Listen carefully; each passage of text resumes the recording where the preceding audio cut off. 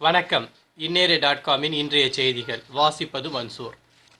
7வது ஊதியக்குழு அறிக்கை அமலானால் தமிழக அரசுக்கு ஏற்பட போகும் கூடுதல் செலவு ரூபாய் 1500 கோடி. 7வது ஊதியக்குழு அறிக்கை மத்திய நிதி அமைச்சரிடம் தாக்கல் செய்யப்பட்டதை தொடர்ந்து தமிழக அரசு ஊழியர்களிடமும் ஊதிய உயர்வு தொடர்பான எதிர்பார்ப்பு அதிகரித்துள்ளது. இந்த அறிக்கையை தமிழகத்தில் அமல்படுத்தும் போது ஆண்டுக்கு கூடுதலாக ரூபாய் 1500 கோடி அரசுக்கு செலவாகும் என மதிப்பிடப்பட்டுள்ளது. தாவரங்கள் மூலம் மின்சாரம், விஞ்ஞானிகளின் அசத்தல் ஆராய்ச்சி. ஸ்வீடன் நாட்டின் லிங்கோபிங் பல்கலைக்கழக விஞ்ஞானிகள் தாவரங்களில் நடைபெறும் ஒளிச்சேர்க்கையின் மூலம் ஆற்றல் தயாரித்துள்ளனர். விஞ்ஞானிகளின் இந்த முயற்சி எதிர்காலத்தில் மின்சாரம் தயாரிக்க துணை புரியும் என்று எதிர்பார்க்கப்படுகிறது.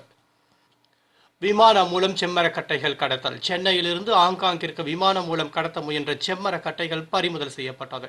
இது தொடர்பாக ராமநாதபுரம் மாவட்ட தொண்டியைச் சேர்ந்த காதர் நசீம் ஹுசேன் என்பவர் கைது செய்யப்பட்டார்.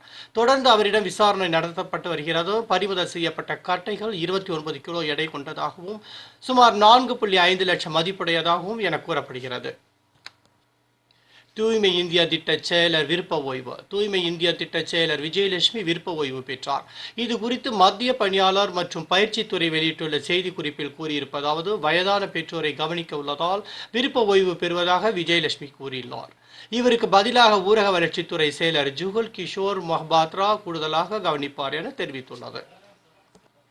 தமிழகத்தில் மழை தொடரும். வானிலை ஆய்வு மையம். தமிழகத்தில் அடுத்து வரும் 3 நாட்களுக்கு கனமழை மற்றும் மிக கனமழை பெய்யும் என சென்னை வானிலை ஆய்வு மையம் தெரிவித்துள்ளது. இது குறித்து கூறியிருப்பதாவது, 3 நாட்களில் தமிழகத்தின் கடலோர மாவட்டங்களில் கனமழை மற்றும் மிக கனமழை பெய்யும் எனவும் சென்னையில் பல்வேறு பகுதிகளில் இடியுடன் பலத்த மழை பெய்வதற்கான வாய்ப்புகள் உள்ளதாக தெரிவித்துள்ளது.